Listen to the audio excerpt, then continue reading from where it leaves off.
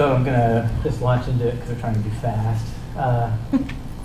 This is so as you saw the title, which was animal looking, and I'm going to talk about sort of three different things, maybe four, that are all about animal looking in my practice. The idea of what it means to look like an animal, like what it really means, because when we make simulacra of animals, this here is a little robot that rows to the middle of a pond and then does a courtship dance for a mate that doesn't exist.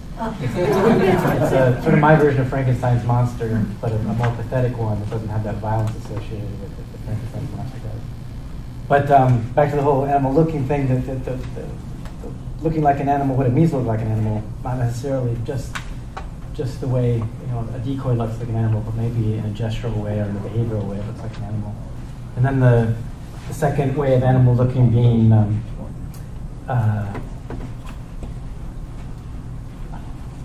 how we look at animals. Actually how animals themselves look, what the perception of an animal is like and how they perceive the world, a lot like what James was just talking about.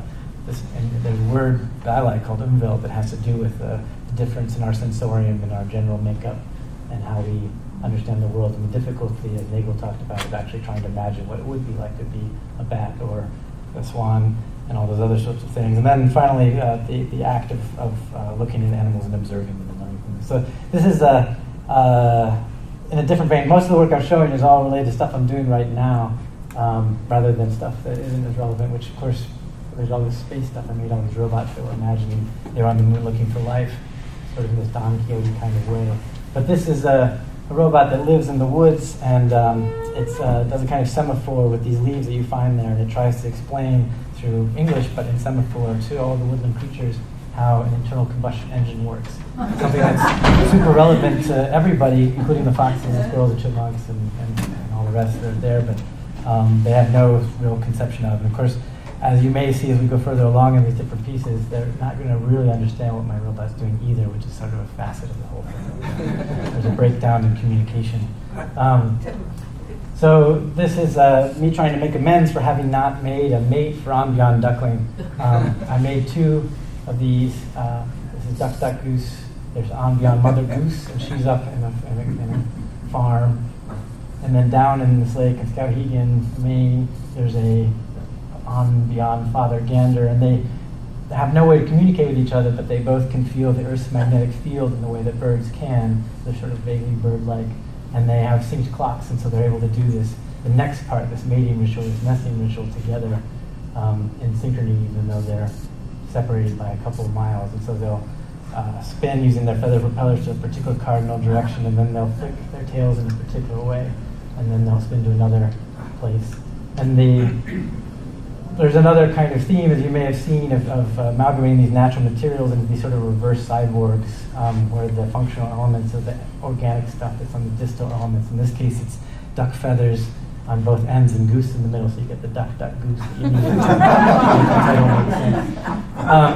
So for reasons that are sort of relevant to the other project, but I'm going to skip over, I decided I wanted to try to do something that really gave back to the animals in a way and entered their space. And I was asked to make a really large robot on the roof of the Andy Warhol Museum in Pittsburgh. And just for scale, this is a 45-pound weight. And so the thing, the hand itself is 12 feet tall, and there are these other parts. They asked for a big robot, so I said, I'll make a robot as big as Pittsburgh. And so I made other pieces. Pittsburgh's a very sporty town, so I took the theme of these foam fingers, and I made a foam nose and a foam ear and a foam breast. And they're all kind of poking out from the ground in different places. And the foam ear says, ear number 1, and the foam nose says, nose your number, and then the foam breast says 1 pound of flesh. And then there was birdseed nearby, or at least there was supposed to be birdseed nearby, and pigeons would come. And then when the pigeons ate the birdseed, they'd be detected, and then the big hand that's waving on the roof of the Warhol would point them out and give them a little appreciation because these synanthropic animals hardly ever do. Thanks for giving back. But this is right near Pirate Stadium, and so again, what people really thought was that it was somehow connected to the Pirates, and that it had nothing to do with pigeons at all. And I don't think the pigeons have any clue this is going on either.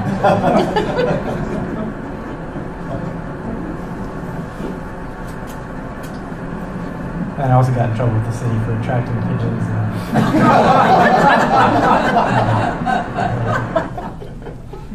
So that said, I wanted to do something real that was nice for some animals, and also to really enter the perceptual space of the animals in a way they were aware of. So I made this, what I think of sort of as like NORAD for squirrels. It looks for squirrel predators, and then it uses the squirrel's own tail flick alarm signal. So they'll flick their tails in a particular way in order to alert other squirrels of the presence of a dog or a fox or a hawk or whatnot. And so when this sees it, it uses that, alerts the squirrels, and then they'll know that there's something to be worried about. But some of you may know Nico Tinbergen, the famous ethologist. He had this idea of the superstimulus, which he had proven in stickleback. And so I also kind of want to amplify it so it was more like NORAD, like a klaxon. So I put 3 tails instead of just 1. And so that would really make it clear that something bad was going on. So they see it, and then they pass it on to other squirrels, which is interesting and sort of makes you understand. The other thing I like to say is that when we walk through the forest, we constantly have this idea that there's this beautiful sound going on around us, the birds and everything else, but it's mostly animals saying, watch out, humans here, and that's our experience of the forest. We can't.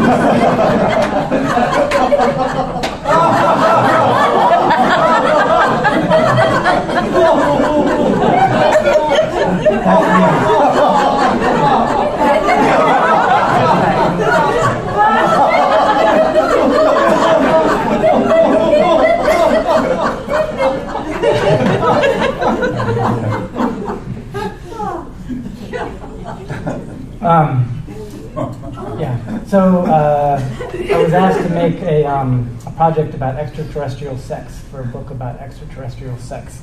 And as you may have sort of gathered from my Beatrix Potter fanhood and the names of my things, if you know Beatrix Potter, I mostly make sort of G-rated stuff.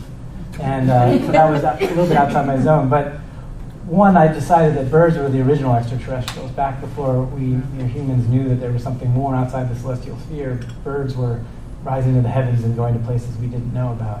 And then I began to think about the sex that birds have and how sex for us is a big bonding thing. But in birds, coitus is a fleeting event. In certain species, it's milliseconds. And even those that have longer bouts of lovemaking, it can be measured in seconds. And so what I realized, or at least I think I realized, is that the mating rituals that the birds do are more along the lines of their sex. So for pileated woodpeckers, there's this elaborate mating ritual. By the way, this is listening to the territorial drumming of pileated woodpeckers, and then it drums back to declare its own territory.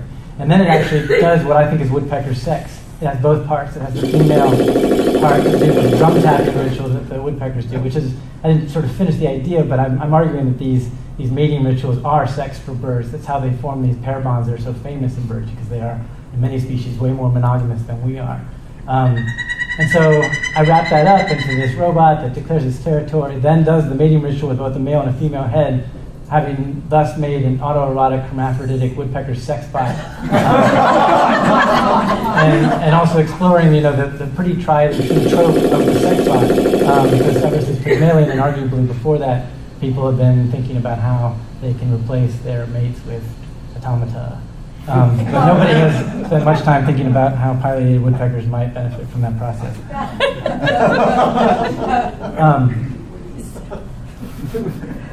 So I'm going to skip over this one. This is a robot that, in its time in the gallery, listens for what's going on and then composes a bruise on a Granny Smith apple, kind of making that an artifact that could, by some sort of bruise analyst, be pulled back out so that they would understand everything that happened. The idea that the bruise is a sort of signal in a way, a sort of record that encapsulates everything that the robot has experienced. So back to the woodpecker thing, I made another project that never really reached full fruition. I was in Munich for this residency, and I'd made a similar robot that translated pileated woodpecker, which is a North American species, into black woodpecker, which is a Eurasian species. They've never met. They're both in the genus Gyrocarpus. But theoretically, when the ocean levels drop, they'll meet each other, and then there'll be a translation problem. And so it would allow them to have some kind of medium. But I spent the entire time I was in Germany trying to find the black woodpecker. And I came up with rule number 14, which is to work with local and abundant animals. So that you don't spend all your time, mechanical structural problems in your power systems and your perception systems and so on, and then you never actually meet the animal you want. So these lizards live right behind my house here in LA, the ultimate example of application of rule number 14. And I made these robots that enter their territorial push-up world because they're kind of like gunslingers. These are Western fence lizards, and they're constantly ready to do a push-up off with other lizards. So my robot's looking for them and then doing push-ups, and then they do push-ups back. So in many ways, it's kind of like Westworld, where my robot's kind of Yul Brynner, sort of inserting this artificial entity that wins in every sort of situation. Organisms for a complete loop. More to say there. You can go over. Okay. Don't worry. Okay.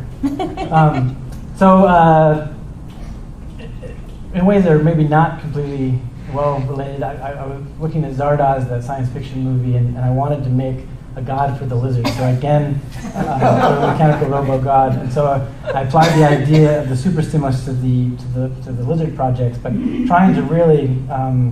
In a way, you saw that previous one in the Gap Crack Gang, there's something schematically lizard-like about the object, but I wanted to reduce the object as much as possible to only the barest minimum that was required to do a push-up, so that the gestural information was the main way in which meaning was made for the lizards and theoretically for humans if they were there too.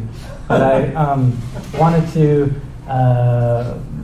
create another superstimulus and in some way create a god, the idea being that maybe the lizard would come and worship this thing, circle around and do push-ups in deference to its incredible territorial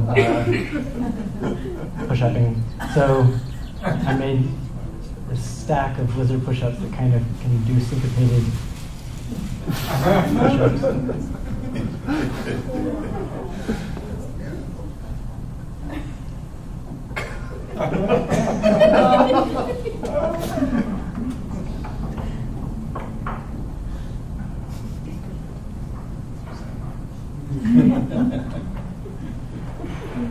So I won't show this video, but I was in another residency in Copenhagen, and there was the difficulty of rule number 14, meaning that I could only really work with magpies because they were the only things around. And it was a huge jump because I've been working with lizards and squirrels and with these instinctual signals that they, in the case of the lizard scientists, had told me that they come out of the egg already doing those push-ups and already super aware of them. But with magpies, although there are more instinctual things that they do, they are way more sophisticated beings. And but what I ultimately decided is I could take advantage of that to some extent, and then use the fact that they have the capability of, or they have the theory of mind, and they look at other entities as possibly having mind, and I could make robots that fit into that space. And I'll kind of explain this idea in the next piece, because the related pieces, I'll put in the video and then I'll be done. So this is a related piece. That other one was kind of a robotic priest doing a morning ritual, like a funeral ritual for the magpies. They have these funerals, or at least we talk about them as having these funerals. But for this one, I made it kind of a robotic undertaker for ravens, never more aromatic, that uses the same sort of thing, which is this beak wiping, which is a displacement activity. It's something that animals fill in with when they don't know what to do. We have it too. You get competing stimuli, and you kind of feel the nervous energy to do something, but you can't quite figure out what, so you fill in with a displacement activity. And the idea here was to, so oftentimes animals that are super anxious or super nervous will do it a lot. And to whatever degree that the ravens or the magpies perceive my objects as being entities, and they're only subtle sort of formal cues there, and so it's hard for me to know, they might perceive them as super nervous entities because they're doing this displacement activity over and over again. But I've layered in Morse code so that it's doing fast and slow beak wipes. It's more evident in the other video than this one. And it's actually trying to find magpies and crows and ravens nearby, and then it's trying to tell them different stories on different branches. So it's a duplicitous robot. It's kind of at its base, only constantly trying to tell lies. And then, in fact, this isn't what I've finally done with the project because this is sort of a prototype. But here, it's actually well, I don't want to get political. It's doing so. Anyway, it doesn't matter. But it's telling lies.